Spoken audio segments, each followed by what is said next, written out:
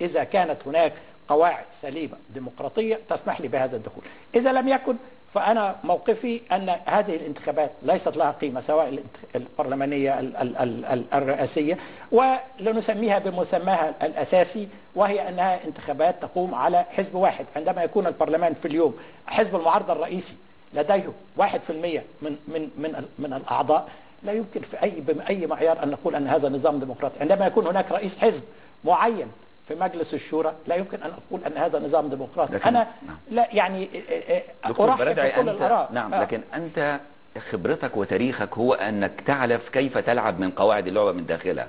الوكالة الدولية للطاقة الذرية كما تقول أنت دايما بتلعب جوه قواعد اللعبة. هم يتركوا إسرائيل لديها أسلحة نووية ويفتشوا في العراق، أنت لا تقول لهم لن أشارك معكم، اذهبوا إلى إسرائيل أولا. هم حددوا قواعد اللعبة وأنت لعبت فيها كل هذه السنين، لماذا تريد أن تغيرها هنا؟ لأن الوضع مختلف يا حافظ. دي قواعد وضعها المجتمع الدولي لنظام منع الانتشار في 3 دول ما دخلتش، الهند وباكستان وإسرائيل، لم تخالف التزاماتها. هي قررت لم تدخل. كان خطأ استراتيجي مننا أن احنا دخلنا بدون دخول إسرائيل، هذا وضع آخر. إنما الوكالة غير هذا العمل كانت بتقوم بأعمال إنسانية في مجال الصحة والكانسر وغيره وغيره، وبالتالي كنت أعمل عملي، لأن هذا يعني الصلاحية التي أعطيت لي، وفي نفس الوقت أذكر أن هذا النظام غير متكامل وغير مستدام. نعم. لكن بس دكتور لماذا لا تثبت للناس اللي بيشاهدوك والناس اللي في العالم الآن واللي في واشنطن بأنه انظروا التزوير يحدث الآن، انظروا مرشحية في مجلس الشورى لا يريدون أن يأخذوهم، اذكروا الطلب اللي بعته إلى صفوة الشريف وإلى لجنة الأحزاب يرفضون أن يأخذوه، لماذا لا تثبت؟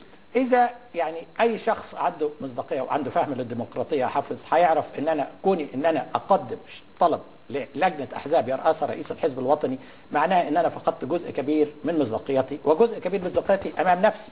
إذا دخلت حزب لا أشارك فيه لمجرد أن أنا أود أن أكون رئيسا للجمهورية، ليس هذا هدفي. هدفي أن أغير كل هذا الإطار الاصطناعي، وإذا فعلت هذا ممكن أن أخش انتخابات وهأخسر انتخابات، لأن ليست هناك الضمانات، وإنما أعطيت هذا الإطار الشيء الوحيد الذي يفتقده وهو الشرعية، وهذا هو ليس سلاح، ليس دبابة، وإنما الأمانة والمصداقية والحق، وهذا لن أحيد عنه يا حافظ. عظيم. إذا الحكم أمامنا هو الشارع المصري، هو المواطن المصري.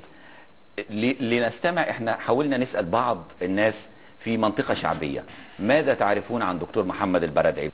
والله الدكتور محمد البرادعي ده راجل عالم مصري وشرف مصر في المحافل الدولية، وراجل كان مدير العام للطاقة الذرية في النمسا في فيينا، وراجل يعني ذو كاريزما وله شخصية قوية يعني.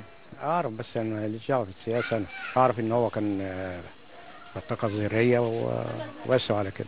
لا ما أعرفش البرادعي. أعرف يعني محمد البرادعي، أعرف إن هو في السياسة، بس أكتر من كده ما أعرفش. بقول لحضرتك أنا ما فيش أصلا، يعني ما فيش حاجة اتعملت في مصر عشان أحكم عليه. والله الواحد ما يقدرش يحكم على الشخصية، انا ما اعرفش تاريخه قوي غير خلال بعض الاخبار اللي كنا بنقراها عن موضوع العراق والتخصيب اليورانيوم والقصه دي، انما تاريخ الراجل انا ما اعرفوش شخصيا. بس هو الواحد يعني عمليه ان شخص جديد ودم جديد يطلع، ده مخلي الواحد انه يجري وراه ويعرف اخباره ويعرف هو ايه وايه تاريخه وايه توجهاته، وان كان هو شخصيا لغايه دلوقتي ما اعلنش عن ايه توجهات، يعني ما حددش برنامج معين او حاجه معينه نقدر نقراها ونطلع عليها ومن خلالها نحكم على شخصيه هذه الرجل. يعني محدش يعرف عنه اي حاجه خالص، يعني في ناس بتقول لك ما اعرفش هو مين محمد البرادعي، ناس كتيره بنفس الوضع. يعني دكتور محمد البرادعي دكتور زي الفل. تعرف عنه ايه؟ كل خير. طب هو تخصص ايه دكتور محمد البرادعي؟ تخصص باطنه. في ناس هذا حافظ مش عارفة أو لا، هذا طبعا ما أتوقعه. احنا غيبنا الشعب المصري عن السياسة لمدة 58 سنة. الشعب المصري لم يشارك في أي سياسة ولم يطلب منه أن يدلي رأيه في عملية انتخابية لمدة 58 سنة. فزي ما ذكرت التغيير سيأخذ وقت، وإنما ما نقوم به في الوقت الحالي أننا نفهم هذا الشعب أن مصيرك يجب أن يكون بيدك، وأنك تختار كونهم يختاروني أنا، كونهم يختاروا غيري، ليس هذا المطلوب، إنما ليس هذا الأسبقية. المطلوب أن يعرف أن أنا لدي إحساس بالمسؤولية، وأنا صاحب وطني، وأنا سأشارك في هذا الوطن.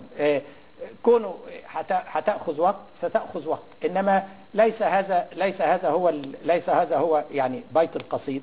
نحاول بقدر الإمكان أن نفهم الشعب المصري عملية الرابطة بين الإصلاح السياسي، وأنه لن يكون هناك إصلاح اقتصادي أو إصلاح اجتماعي بدون إصلاح سياسي، بدون أن تكون أنت اللي تختار من يمثلك وأن تحاسبه وأن يكون هناك مسؤولية وشفافية. هي مسألة صعبة أحاول أن أشرحها للناس. لقمة عيشك مرتبطة بأن تكون صاحب بلدك. هل غيابك يمكن عن التلفزيون، الإذاعة والتلفزيون المصري، القنوات الأرضية، يعني بعض مقابلات كانت في الفضائيات وإن كان في النهاية محدودة، هل لو فكرت أنك أنت توافق أو تدخل في مقابلات للإذاعة والتلفزيون، أم أيضا لديك تحفظ على التلفزيون الحكومي المصري وقنواته العديدة وهو ملكك كما هو ملك الناس الآخرين كقنوات أرضية وأثير؟ هو ليس ملكي، هو ملك الحكومة، كما مثال الجرائد الحكومية. وفي رأيي كما ذكرت دائما أن هذه لابد أن تكون مستقلة بالتامن وأن تكون مملوكة للشعب، حتى لو كانت مملوكة للحكومة. مثال المحطات الأجنبية BBC تكون مستقلة تماما. دكتور محمد البرادعي الذي اختار كلمتين لتعريف نفسه، داعية سلام. أنهيت اللقاء بسؤال كان له عما إذا كان خلال زيارته لأمريكا أو قبلها قد طلب مقابلة مع الرئيس الأمريكي أوباما، فقال لا من أوباما ولا من غيره. التغيير في مصر لا يمكن أن يكون من الخارج، لا بد أن يكون من الداخل. لكن ماذا عن قواعد اللعبة السياسية التي يرفض الدكتور البرادعي أن يلعبها كما هي الآن؟ سؤال وجهته عن قواعد اللعبة وهل يمكن من تغييرها إلى ضيفي الدكتور مفيد شهاب وزير الدولة المصري للشؤون القانونية والمجالس النيابية، ودون أن تكون هذه مناظرة أو يعرف كل طرف ماذا قال الآخر. السؤال المطلوب الإجابة عليه هو: هل من تغيير لقواعد اللعبة وهل هي منصفة؟ سنعود إليكم وإليه بهذا السؤال بعد هذا الفاصل في استوديو القاهرة.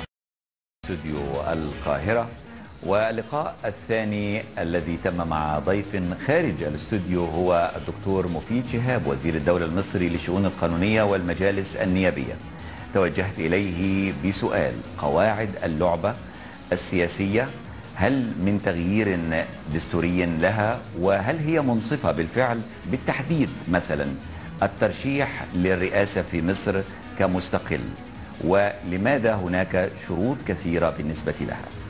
كانت إجابته كالتالي. شوف سيادتك، لابد احنا نعرف الترشح لرئاسة الجمهورية عملية في غاية الأهمية والخطورة، لأن ده منصب أكبر وظيفة في الدولة، فلا بد ان انا اختار من تتوفر فيه صفات القدرة والخبرة والشخصية الكفيلة بتحمل مسؤوليات هذا المنصب الداخلية والخارجية، وهي كثيرة وعديدة. كيف كان الترشيح لمنصب رئيس الجمهورية عندنا؟ كان الترشيح لغاية سنة 2005 عن طريق الاستفتاء. مجلس الشعب يختار مرشح واحد وحيد، وهذا المرشح الوحيد يعرض على الشعب بالاستفتاء بنعم أم لا. اتعدلت 2005 بعد إلى أن يكون بالانتخاب بالترشح بين ممثلين لعدة أحزاب أو مستقلين ويتم اختيار أحدهم، وتعدلت مرة تانية في سنة 2007. حاليا هل الشروط اللي موجودة تعتبر متشددة؟ وسيادتك اتكلمت بالذات على المستقلين. نعم. أولا بالنسبة للأحزاب ميسرة جدا، لأن حتى طبقا لنص الدستور بعد ما تعدل مفروض ان اللي يترشح من الحزب يكون الحزب بتاعه له على الأقل 3% من المقاعد المنتخبة في مجلس الشعب والشورى. إنما استثني من هذا لفترة انتقالية، واكتفي بأن أي حزب يكون له 5 سنوات متصلة أحد أعضاء الهيئة العليا اللي فيه اللي بقاله سنة من حقه أن يرشح نفسه، أي عضو هيئة عليا، وده حكم انتقالي حتى سنة 2017. فإذا دي مسألة سهلة جدا بالنسبة للأحزاب التي لا يشترط في المرشح إلا أن يكون لها مقعد واحد منتخب يا في الشعب أو الشورى. ناتي للمستقلين اللي سيادتك اشرتها. بتقول انت بتشترط 250